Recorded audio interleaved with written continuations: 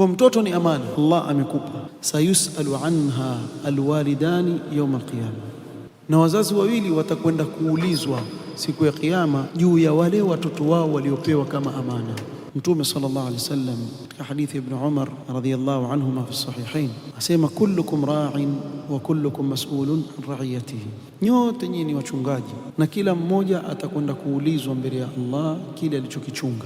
Katika vile alivyovitaja akasema, warajulu ra'in ala ahli baitihi wa huwa mas'ulun anhum, na mwanamume ni mchungaji juu ya wale watu wake wa nyumbani na ataulizwa kesho juu ya wale waliowekwa chini yake kuwachunga. Kama vile upande mwingine, walmar'atu ra'iyatun ala baiti ba'liha wa waladihi wa hiya mas'ulatun anhum, na mwanamke pia ni mchungaji ndani ya nyumba ya mume wake na watoto wake, na atakwenda kuulizwa mbele ya Allah subhanahu wa ta'ala. Kila mmoja ni mchungaji na masuhulia haya ataulizwa kesho mbele ya Allah subhanahu wa ta'ala.